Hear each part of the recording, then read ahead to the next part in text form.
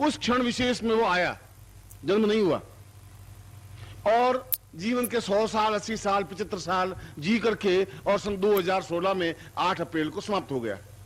मैं समाप्त होना नहीं, वह किसी और लोक में चला गया। जन्म और मृत्यु उन लोगों को व्याप्त होती है जो केवल भौतिक जीवन में लिप्त होते हैं, और भौतिक जीवन का मतलब है जो मृत्यु का वरेण्य करते हैं, जो हर समय मृत्यु से घबराते हैं, जिनको जीवन जीने की कला ही नहीं है। कल भी मैंने बताया कि जिसमें चैलेंज नहीं है वो मृत्यु से घबराएगा, विचलित होगा। जो डरेगा उसको बहुत ज्यादा लोग डराएंगे। अगर आप मृत्यु से भयभीत होकर भागेंगे, मृत्यु और आपके पीछे भागेगी। भागना जीवन का पलायन है। दृढ़ता से, सूरवीरता से, बहादुरी के सामने खड़ा होना जीवन है। और उस छांदोग्य उपनिषद में कहा गया कि जीवन उस व्यक्ति का जीवन बन सकता है जो जन्म नहीं लेता है, जो मरता नहीं है। यदि भूल से उसने जन्म ले लिया तब भी वो मृत्यु को प्राप्त नहीं हो, मरे नहीं, वह वापस किसी लोक में जाने की यात्रा कर सके। पृथ्वी लोक है, भूलोक है, भूलोक है, स्वलोक है, महालोक है, ब्रह्मांड लोक है, सैकड़ों लोक हैं, और किसी लोक में विचरण करता हुआ फिर समय आए 2000 साल बाद, 3000 साल बाद, उसकी इच्छा के अनुरूप। यहां पर छांदोग्य उपनिषद बहुत नवीन एक नित्य तथ्यपूर्ण बात कहता है जिसको समझने की जरूरत है। तुमने एक नवीन चेतना युक्त बात कही। उसने कहा कि मनुष्य के हाथ में जन्म लेने की क्रिया नहीं है। तुम्हारे हाथ में जन्म लेने का कोई भाव नहीं था, तुम्हारे हाथ में नहीं है, तुम जन्म लो। एक एक्सीडेंट हुआ, एक घटना घटी, तुम्हारे माता और पिता का एक संपर्क बना और तुम जन्म ले लिया। एक चांस बना, तुम्हारी कोई इच्छा नहीं थी उसमें, तुम्हारी कोई आकांक्षा नहीं थी। तुम चाहते थे या नहीं चाहते थे इस घर में जन्म लेना, तुम्हारे हाथ में नहीं थी बात। तुम कहीं और जन्म लेना चाहते थे या कहां जन्म लेना चाहते थे, तुम्हारे मन में कोई आकांक्षा भी नहीं थी। आकांक्षा इसलिए नहीं थी कि तुम्हारे पास जीवन नहीं था। जब जीवन नहीं है तो तुम समझ भी नहीं पाओगे। बहुत मूल सूत्र है, पूरे जीवन को समझने का एक फलक है। आम आदमी इसको नहीं समझा सकेगा, आम आदमी इसको समझ भी नहीं सकेगा। वह जीवन का अर्थ जन्म से मृत्यु तक की जीवन यात्रा को जीवन कहते हैं, वह जीवन नहीं है। इससे पहले भी हम यात्रा करते करते आए, ठीक इसी प्रकार से कि मैं सोचती गेट से यात्रा करता यहां आया, आपके सामने खड़ा हुआ, 5-7 मिनट रहा और फिर निकल गया। इसका मतलब ये नहीं मैं 5-7 मिनट जिंदा रहा। जिंदा तो मैं इससे पहले भी था, आया, एक रास्ते में आया, एक रास्ते में चला गया। आपने नहीं देख पाए उस पर्दे के पीछे क्या था। मैं देख पाया हूं मैं कहां से आया हूं, क्योंकि मुझे अपने जीवन के बारे में ज्ञान है। और जो व्यक्ति जीवन जी लेता है वह मृत्यु के बाद भी, एक दूसरे लोक में जाने पर भी उसके हाथ में यह रहता है कि जन्म ले। आपके हाथ में जन्म लेने की क्रिया का ज्ञान नहीं है। इस समय भी आप मृत्यु को प्राप्त हो जाएंगे 15-20 साल 25 साल 50 साल बाद, और मरने के बाद भी प्राण समाप्त तो नहीं होंगे, देह समाप्त हो जाएगी तुम्हारी। ये मेरा कुर्ता फट जाएगा तो दूसरा कुर्ता तो पहन लूंगा, चमकीला कुर्ता होगा या मैला कुर्ता होगा, दूसरा कुर्ता पहन लूंगा, मगर मेरे प्राण खत्म नहीं होंगे। प्राण तो इस ब्रह्मांड लोक में कहीं न कहीं विचरण करेंगे, चाहे भूत लोक में हो, चाहे प्रेत लोक में हो, चाहे पिशाच लोक में हो, चाहे पितृलोक में हो, चाहे राक्षस लोक में हो, चाहे देव लोक में हो, कहीं न कहीं वो प्राण विचरण करेंगे। और वे प्राणी ठीक उसी प्रकार से होते हैं जैसे रामलीला के मैदान में भीड़ होती है, सैकड़ों लोग मरते हैं। केवल 19 दिनों में ईरान में, इराक में लाखों लोग मर गए। लाखों प्राणी इसी ब्रह्मांड में कहीं विचरण कर रहे हैं। समाप्त तो हो ही नहीं सकता, कोई चीज मिट नहीं सकती। लकड़ी जला देंगे तो कोयला बन जाएगा, कोयला जला देंगे राख बन जाएगा, राख जला देंगे तो हवा बन जाएगी, हवा समाप्त कर देंगे तो प्राण वायु बन जाएगी, प्राण वायु बन जाए तो ऑक्सीजन बन जाएगी। कोई चीज समाप्त तो हो नहीं सकती। और जो बदल जाती है उसको वापस कोयले के रूप में, लकड़ी के रूप में बदल सकते हैं।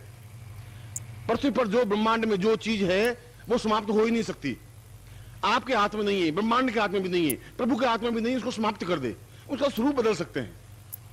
मैं आपका स्वरूप बदल सकता हूं, इस लकड़ी के टुकड़े से फर्नीचर बना सकता हूं, टेबल बना सकता हूं, मेज बना सकता हूं। लकड़ी होगी वो रहेगी, इसके 2 टुकड़े कर सकता हूं, 4 टुकड़े हो सकते हैं, इसका स्वरूप नहीं बदल सकता। ठीक उसी प्रकार से उस लोक में करोड़ों लोग धक्का, एक दूसरे धक्का मारते हुए मनुष्य लोक में आने की क्रिया संपन्न करते रहते हैं, प्रयत्न करते रहते हैं। उनकी इच्छा और आकांक्षा रहती है कि जन्म लूं। और उस समय भी वे प्राणी जो बहुत बलवान होते हैं, जो बदमाश होते हैं, वे दुष्ट आत्माएं जो बहुत तेज तर्रार होती हैं, 10 भले आदमी हो और एक दुष्ट हो, चाकू दिखाए तो 10 को पीछे धकेल करके आगे बढ़ जाएगा। प्राणियों में भी वही हाल है। और वह किसी न किसी गर्भ में जिस समय एक संयोग बन रहा होगा उस समय जन्म ले लेगा। उसके हाथ में नहीं है कि यहां जन्म लूं नहीं लूं, वह तो वो जन्म ले लेगा, दूसरा ले लेगा, दूसरा नहीं तीसरा ले लेगा, तीसरा नहीं चौथा। जहां लाखों लोग उस जन्म लेने के लिए उत्सुक हैं, उतावले हैं, तो कोई इनको जन्म ले लेगा। आपके हाथ में भी नहीं है कि उच्च कोटि की आत्मा को जन्म दे सकें। चांस है, कोई भी आत्मा जन्म ले ले। आपने एक चांस दिया और किसी आत्मा ने आपके गर्भ में स्थान ले लिया। कोई मानस क्लियर नहीं था, उनके मानस में ये छांदोग्योपनिषद की लाइन थी ही नहीं। उनको ये बात मालूम ही नहीं थी कि ऐसा भी हो सकता है कि मैं किसी व्यक्ति विशेष को जन्म दूं, या मैं इंतजार करूं कि यह ऋषि अपने आप में जब 100 साल का हो, जब यह शरीर छोड़े, तब मेरे गर्भ में जन्म ले। इतनी महान, इतनी उच्चता तो तब प्राप्त हो सकती है जब गुरु की निजता प्राप्त हो, जब गुरु समझा सके कि अब तुम्हें शरीर छोड़ना है, क्योंकि अब तुम्हें शरीर छोड़ना है या अब तुम्हें ऐसा करना है जिससे कुछ आत्मा को अपने गर्भ में धारण कर सको, तुम्हारे चेहरे पर तेजस्विता आ सके, एक ऐसा पुत्र पैदा कर सको जो पूरे आकाश में रोशनी बिखेर सके। हजार लाखों तारे होने से कोई फायदा नहीं होगा, एक चंद्रमा ही बहुत है पूरे आकाश में रोशनी बिखेरने के लिए। हजार तारे भी उतनी रोशनी नहीं दे सकते। हजार पुत्र होने पर भी कोई लाभ नहीं हो सकता अगर एक चंद्रमा, एक सूर्य को हम पैदा कर सकें। गुरु की निजता छांदोग्योपनिषद में कहा है कि हम जीवन को तब समझ सकें, अगर ऐसा है तो समझ सकेंगे, ऐसा है तो जीवन का अर्थ, जीवन का मर्म, जीवन का मूल्य समझ सकेंगे, तब हम जीवन में उस गर्भ को दे सकेंगे। गर्भ देने की क्रिया इतनी सामान्य घटना नहीं है, और तब हम 9 महीने का गर्भ नहीं, 21 महीने का गर्भ भी दे सकते हैं। तब हमारा मातृत्व तो बन सकता है, तब हम मां बनने की अधिकारिणी बन सकती हैं। एक छोटी सी घटना आज से 10,000 साल पहले, केवल 15,000 साल पहले 15-16 महीनों में जाकर के संतान पैदा होती थी। शंकराचार्य जन्म हुए, 11 महीने तक गर्भ में रहे। सत्यनारायण की कथा में आता है कि पूरे 10 महीने बाद एक सुंदर कन्या ने जन्म लिया। आज से 100 साल पहले गिना कि 9 महीने बाद पुत्र जन्म लेता है। और आज भारत सरकार के पास आंकड़े हैं कि 67% लड़के संतान 8वां महीना खत्म होते होते जन्म ले लेते हैं। सत्यनारायण की कथा में आता है कि पूरे 10 महीने बाद एक सुंदर कन्या ने जन्म लिया। आज से 100 साल पहले गिना कि 9 महीने बाद पुत्र जन्म लेता है। और आज भारत सरकार के पास आंकड़े हैं कि 67% लड़के संतान 8वां महीना खत्म होते होते जन्म ले लेते हैं। 15 महीने से अवधि घट करके 8 महीने तक हमारी आ गई। हमारा जीवन कितना, अगर हकीकत में देखा जाए तो उस 15 महीनों को अगर देखें तो आप अपरिपक्व बालक हैं, अनमेच्योर्ड, जिसको गर्भपात कहते हैं। ऐसी स्थिति है तुम्हारी, जहां पूर्ण पुरुष बना ही नहीं, पूर्णता प्राप्त हुई नहीं। अगर 5 महीने का बालक, 6 महीने का बालक जन्म ले तो अपने आप में अनमेच्योर्ड होगा। जन्म तो लेगा, बड़ा भी हो जाएगा, सांस भी लेगा। 8 महीने या 7 महीने का बालक मरता नहीं है, मगर उसका विकास नहीं हो पाएगा। बुद्धि का विकास तो हो ही नहीं सकता। एक लिमिट तक बुद्धि सोचेगी, उसका शारीरिक विकास भी नहीं हो सकता। 4 फुट और 5 फुट, 5.5 फुट और 5.25 फुट के ही रहेंगे। पूर्ण आर्यों की तरह लंबा चौड़ा स्कंध हो, एकदम सीना हो, वक्षस्थल हो, हाथ लंबे चौड़े हो, मस्तिष्क हो, इस प्रकार का एकदम भव्यता तुम्हारे चेहरे पर, तुम्हारे शरीर में नहीं आ सकती, क्योंकि तुम्हारा पूरा जीवन उस क्रम से बना ही नहीं। जब बनेगा नहीं तो एक बहुत सामान्य सा व्यक्ति जीवन लेकर के जन्म लेगा, उनकी बुद्धि उतनी मैच्योर होगी, उसी ढंग से जन्म लेकर के समाप्त हो जाएगा। छांदोग्योपनिषद ने पहली बात बहुत स्पष्ट कही, अगर हम समझ सके। और दूसरी बात छांदोग्योपनिषद ने कही कि ऐसी स्थिति, ऐसा ज्ञान पुस्तकें नहीं दे सकती। पुस्तकों के माध्यम से उस क्रिया को नहीं समझ सकते, पुस्तकों के माध्यम से नहीं समझ सकते कि हम गर्भ की रक्षा कैसे करें। अगर आप कहें कि 21 महीने गर्भ रहना चाहिए, तो फिर गर्भ की रक्षा कैसे होगी? कौन से मंत्रों से, कौन सी साधना पद्धति से, कौन से विवेचन से, क्या स्थिति से होगी, कौन से तरीके से होगी? हम कैसे मालूम कर सकें कि हमने कहां जन्म लिया था, हम कौन थे? ये तुम्हें पूर्व क्रम मालूम नहीं है, फिर आगे क्रम भी मालूम नहीं पड़ेगा। अगर तुम्हें यह मालूम होगा कि तुम कहां पैदा हुए, कहां से रवाना हुए, तो तुम्हें आगे क्रम भी मालूम पड़ेगा। इसलिए मृत्यु के बाद भी तुम्हें कहां रहना है, किस लोक में जाना है, तुम्हारे हाथ में इस समय नहीं है। मगर साधना करने पर, अपने अंदर गुरुत्व को स्थापित करने पर, अंदर एक प्रकाश का दिया लगाने पर, अंदर एक चेतना पैदा करने पर अपने आप में स्पष्ट भाषित हो सकेगा, एहसास कर सकेंगे, एक जीवन को जीने की कला आ सकेगी, एहसास और जीवन की पूर्णता प्राप्त हो सकेगी। यह जीवन की पूर्णता प्राप्त करने की क्रिया तब आ सकती है जब हमारे पास कोई व्यक्तित्व हो, चेतना युक्त, ज्ञान दे सके, चेतना दे सके, ज्ञान तो पुस्तकें भी दे सकती हैं, हम फिजिक्स पढ़ सकते हैं, केमिस्ट्री पढ़ सकते हैं, मगर वह केवल शिक्षा है, ज्ञान नहीं है। शिक्षा और ज्ञान में अंतर है। शिक्षा तो केवल जो हमने पढ़ा ज्यों को त्यों उगल दिया, उसको शिक्षा कहते हैं। ज्ञान उसको लिया और पचाया, हृदय में उतारा, और उससे जो कुछ निकला वह हमने ये दिया। शंकराचार्य ने सब पढ़ा, हजारों ग्रंथ पढ़े, और पढ़ने के बाद मंथन किया, कौन सा शास्त्र गलत है, कौन सा शास्त्र प्रामाणिक है, छांदोग्य ने क्या कहा, कुसमुंडी ने क्या कहा, उस उपनिषद ने क्या कहा, दोनों में कंट्रोवर्शियल क्या है, वास्तविकता क्या है, किस प्रकार से जीवन होना चाहिए। यह जो कुछ शंकराचार्य ने अपने शंकर भाष्य में कहा वह ज्ञान है। और अमेरिका में, इंग्लैंड में, फ्रांस में, चीन में सब शिक्षा है।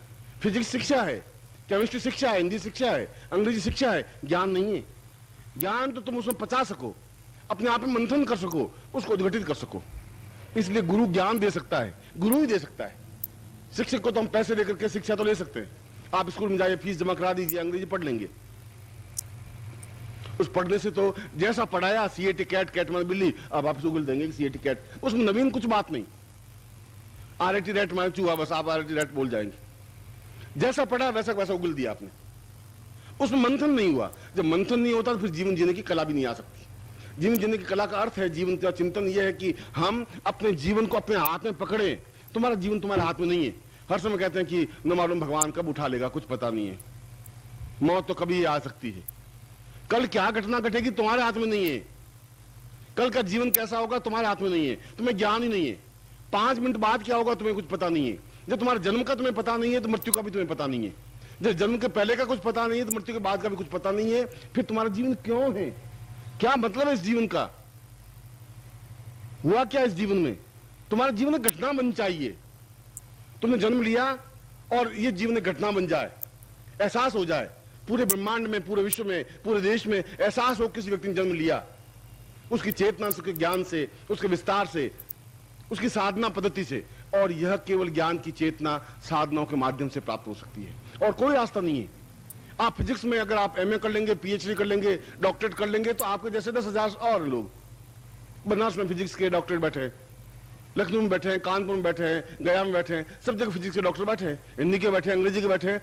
आपने कोई अजूबा प्राप्त नहीं कर लिया। शिक्षा के क्षेत्र में तो लाखों बैठे हैं, पर ज्ञान के क्षेत्र में तो कोई कोई अजूबा पैदा हो सकता है, कोई व्यक्तित्व पैदा हो सकता है जो अपने ज्ञान का विस्तार दे सकता है, एक नवीन अर्थ चेतना दे सकता है, अपने जीवन का एक तरीका बता सकता है कि मेरे जीवन जीने का कला तरीका ये है।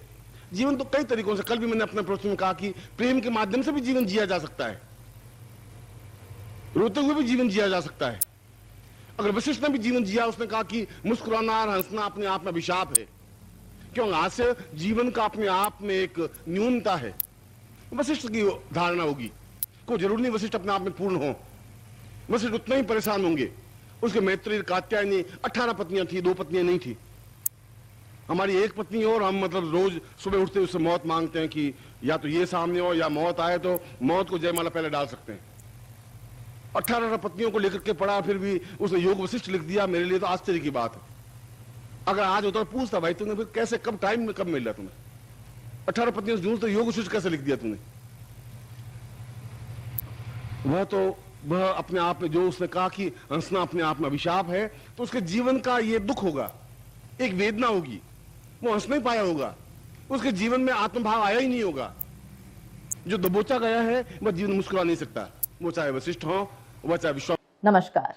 अगर आप सद्गुरुदेव डॉक्टर नारायण दत्त श्रीमाली जी के दीक्षित हैं या फिर आपके पास उनसे जुड़े हुए कोई भी अनुभव है, तो नीचे दिए गए हुए नंबर पर वीरल पटेल जी को मैसेज कीजिए या फिर फ़ोन कॉल कीजिए और अपने अनुभव ज़रूर शेयर कीजिए। डॉक्टर नारायण दत्त श्रीमाली जी के आत्मकथा का संकलन करने में मदद करें। धन्यवाद।